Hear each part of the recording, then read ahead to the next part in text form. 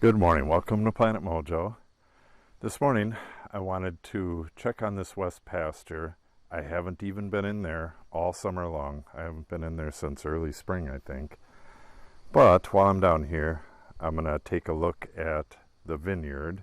Harvest is done now, and I haven't been down here since. So I want to get a look at how the vineyard's doing as well. So stay tuned.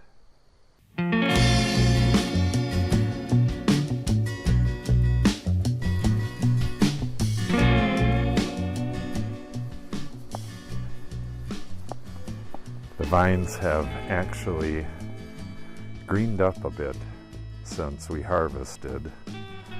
I really should get down here and get rid of these little shock berries, because all they do is take energy from the plant, and it should be storing energy for the winter, but I guess I really don't have the time to do it. So other than that, the vines all look really, really nice. No sign of disease whatsoever. So they should be going into winter really nice and strong and building up their reserves for next year. So that's a real good thing. Yeah, colors like this, that's just the leaves. Stuff like this and this purplish color, I think that's from potassium deficiency. Might be mistaken, but that just means that the leaves are giving up their nutrients and sending it back into the vine, because everything is slowly dying back for the winter. Yeah, I'm surprised these are still pretty green like this. I had a few vines like this that the cordons came off of the wire. I'm not going to do anything until the leaves are off. Then I'll prune it back and tie it back up onto the wire. I have a few, I don't know how old they are. They're younger vines that need some tying as well. But other than that, this doesn't need to be pruned until, well, I'll probably prune it in early March. So there'll likely be snow on the ground. Not necessarily, but there will likely be snow on the ground. So I don't know if you watched the video of us harvesting. We were in a huge rush, so it took us from sunrise to sunset. The sun was setting as Natalie and I were delivering the last load. I can't remember how much it was. It was a total of 1,100, I think it was 1,107 pounds, which isn't that bad. These are fairly short rows. They're roughly 120 feet. Some are a hair less, some are a hair more. As the vineyard moves that way, I'm going to expand it a bit. As it moves that way, the rows will end up getting, 150, 160 feet. The whole idea with this was, I really like growing grapes. I wanted to use this as kind of a hobby at some point, and I wanted it to not only pay for itself, but hopefully pay for the land taxes, which can be crippling. They really slam you for every penny that you got. This is that, it's not really a swale, but I had this, there was a stump there, and the drainage ditch running through there. I had the drainage ditch filled and had this smoothed really nice so that I can come. Now it's called headlands for the vineyard, which is where you come down the row and you turn around. Generally, like if I came down that first row, you would go back up this row. Gives you enough room to cut across, and then you come back and do the rows that you missed. But I really need to mechanize this vineyard. So this is looking really good. First I seeded it with bluegrass, then I overseeded it with DNR mix. It's got a few bare spots. I should get down here with some gypsum and throw it on them bare spots to help the grass grow. I have more bluegrass seed. Eventually I'd rather have this mostly bluegrass instead of perennial and annual rye. But that can wait. Quick look over here. This is mostly perennial rye, but this will be the tall prairie, which is going to be vast majority big blue stem, but Indian grass mixed in as well, and prairie drop seed and a few other things. It's not going to be like a monoculture, but it'll be mostly taller stuff, and I hope to get like prairie drop seed and stuff growing along the edge, so it's not a tall like a wall right here, so that it goes kind of in and up. That's my plan. Alright, let's get over into the west pasture and see how bad it looks. Okay, this is the west prairie. I'm in the very corner here, very corner of what we have fenced off, but this is actually our land too. It goes damn near to their driveway, and that chunk of woods there is ours too. We're letting them use it for their wood pile right now, but we have to have it surveyed, and we'll put a road right along our property line. We'll still let them store wood over there, but we have to define our boundary. So the horses have been in here really way too long. This is pretty cropped down, bitten down really well. But other than that, it really looks fairly good. You can see where I got trees re-sprouting, but I can knock those out with the brush whacker with the blade on it. Just, a couple seconds and they're gone. And then when I come through the next time with 2,4-D, I can just spray those. And sometimes it takes a while with trees to get them completely dead. But for the most part, this is relatively weed free. Got a few weeds here and there, but for not being able to get in here with machinery, well, we take the mower in here. Natalie cuts around the edge of this nasty stuff as much as possible, but we really can't get in here with the tractor and spray and stuff, which is what we want to do at some point. I see a lot of spots where there's new grass. The grass seed I threw down here last year, I didn't throw any this year. Stuff that didn't sprout last year can sprout this year. Grass seed can sprout up to 10 years later, but it loses its germination rate by about 10% every year. So it might start out at 80% germination rate, then a year later, what's there a year later has a 70% germination rate. So if it doesn't sprout the first year, it definitely can come back the next.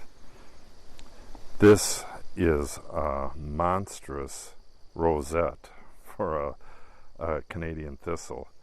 Next year, this will be the full plant, which, judging by the size of it, it's probably going to be 6-7 feet tall if I don't kill it. And I absolutely will be killing that. There shouldn't be too many Canadian thistle in here. I've been killing them back for the last couple years. This is 3 years old now. I've been slowly cutting the trees and both hack and squirt and girdle, that one right there is girdled, That was girdled the first year, and I am so surprised that thing is still standing. All of these aspen, the ones that are still standing, it's just amazing. You can see this one fell probably 2 years ago now, but these things rot so fast. You could see the mushrooms all over it. I'm really surprised it hasn't fallen yet with all the wind we get around here. Yeah, we got a lot of new weed seed that's going to be dumped in here. Hopefully you can see this is all orchard grass in here that's taken since last year. In some of the videos you can see where I was burning. I think it's right in here. It's gotten pretty dense in here. You could see I had a couple fires right in here toward the end of the year last year, one over there.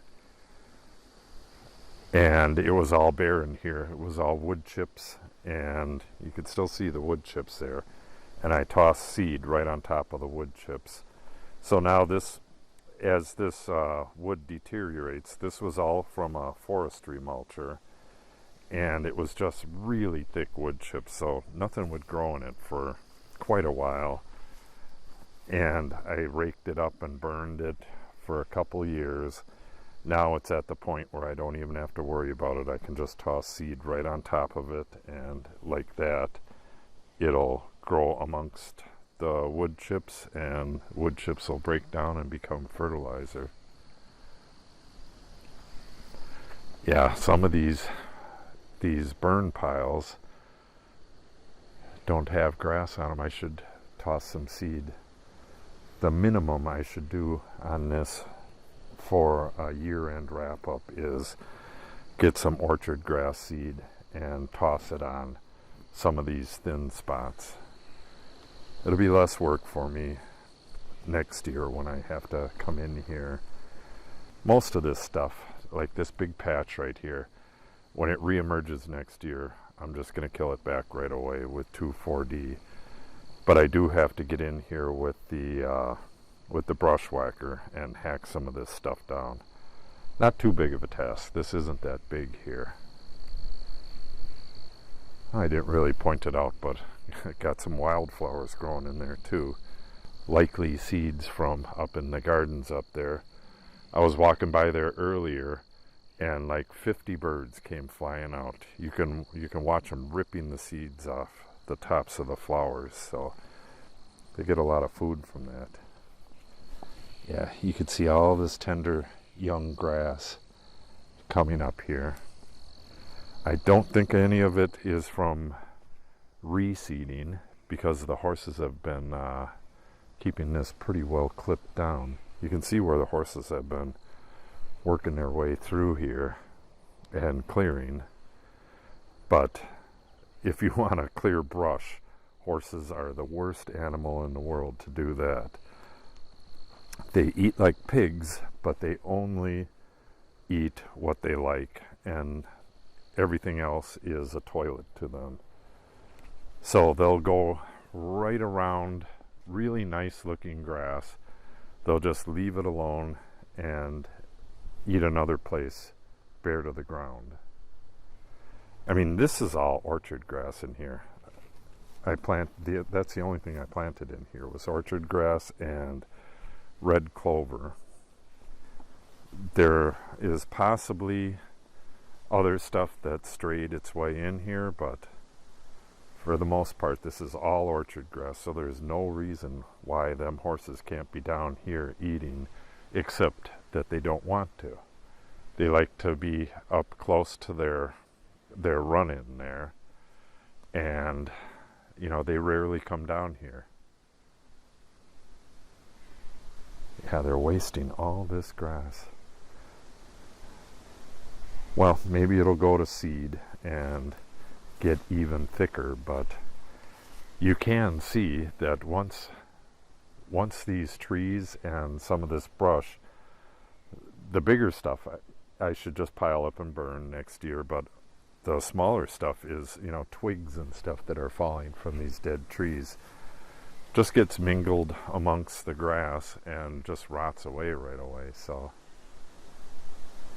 to some extent, this is taking care of itself, but I can't let these big tall weeds continue. Next year I'll be able to take care of this better because I won't have such a big project going.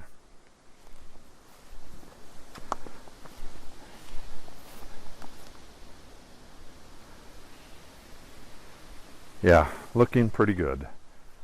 I was really hesitant to come down here because I'm thinking, you know, this is going to be a total disaster, and then I'll just be thinking about that when I have other things to think about.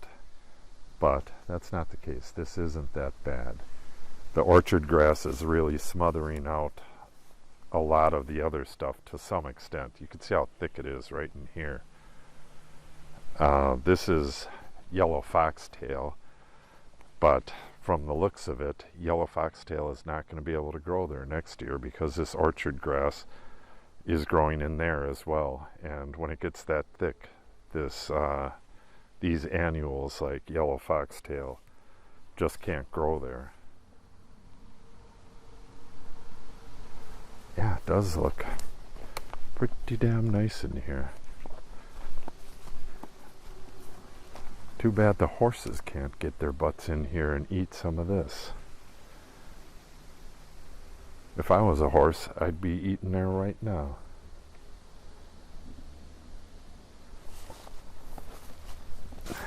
But that's what they're doing here, using this area as a toilet.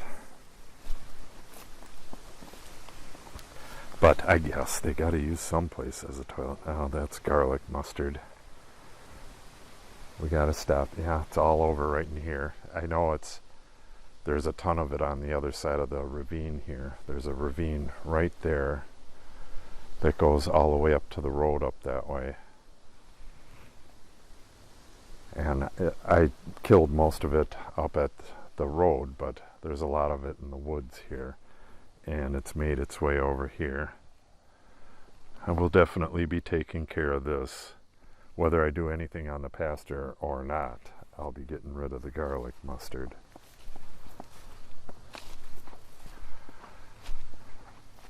Yeah, this area, I've killed this back several times, and it's a real tough area right by this massive tree. That's a big old cottonwood. You can see my grasses are growing there, but there's still so many forbs growing that they're not taking hold yet. They are right there. That looks nice. The grasses are eventually going to win there, but they're going to need a little help right here. And they're kind of winning right there too. And you can see some really nice tall stuff up here. Yeah, real nice grasses here. Real nice grasses there. It's just inconvenient, so the horses, you know, they are big lazy beasts. You can see they walked through here, bit a little bit at the edges, but didn't feel like going all the way in there. And they bit this down to a 1/2 inch. Yeah, all through here. And then you get under this river birch, and it's nice and long again. This whole area was a big patch of wood chips. It was real thick through here. And it doesn't even look the same anymore. Last time I was through here, this was still pretty bare with wood chips. Well, not even like that. It was just wood chips. Now we're in the middle of a field. And that is not what I planted. This is like a hard fescue right here. That's orchard grass. But this seed came from somewhere else. Whatever it is, it's fine. Yeah, looks real nice through here, but they never eat this stuff. Manure was spread on that area up there, 2 years ago, and it grows a lot of foxtail.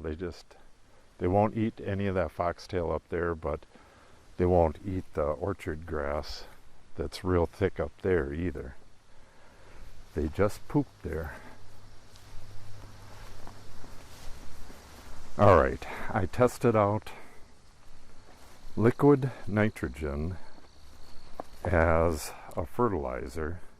Just mix urea with water, and I put it on some stumps over here a year ago, a little over a year. I think it was the 6th of September actually, so 13 months ago.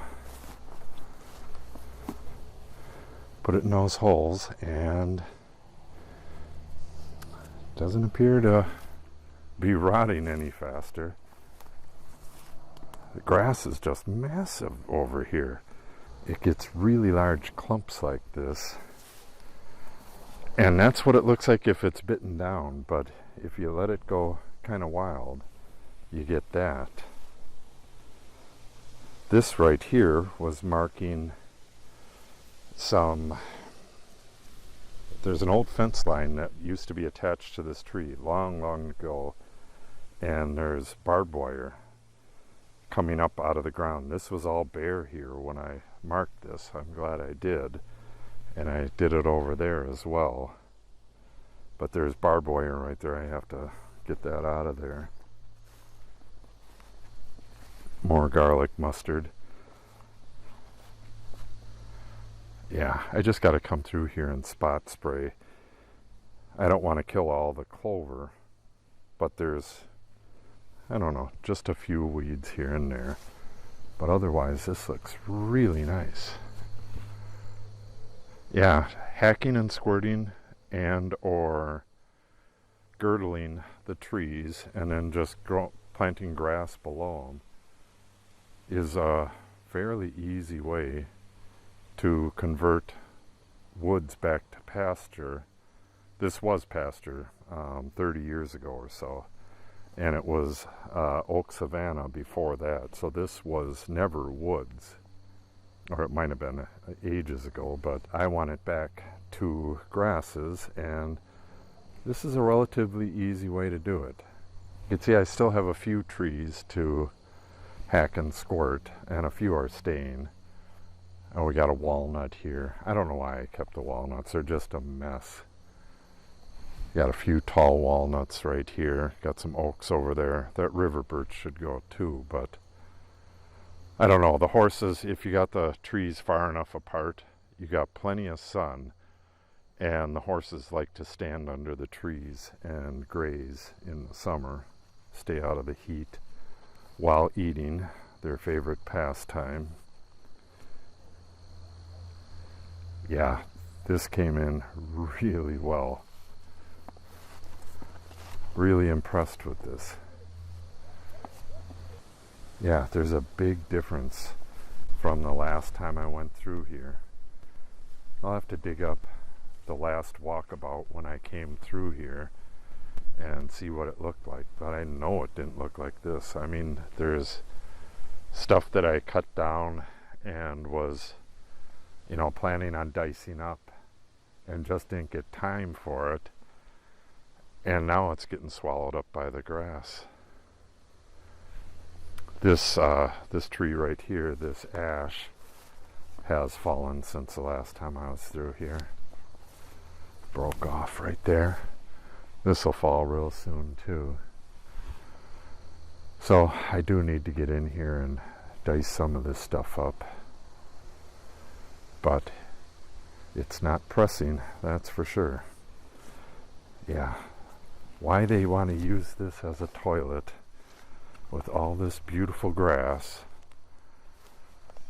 Horses. Yeah, more poo. Yeah, it seems kind of like they like to eat towards the road and use this back part as a toilet. for whatever reason. It's not, you know, the grass is the same. I think they just like being by the road. You know, that's where the people are.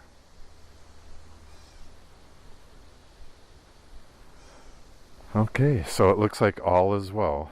I don't think I'll be back in here this year, but early spring, I'm going to have to get in here and deal with some of this stuff. I got a ton to do on the other side too with the oak savanna, so I got a lot of work to do on both this side and the other side next spring. So if you want to see that stuff, make sure you subscribe and click on the update icon so you're notified when I post new videos. If you have any questions or comments, make sure you put them in the comment section below. I generally answer all comments. And if you give the video a thumbs up and share it, that would help the channel greatly. Thanks for watching and have a great day.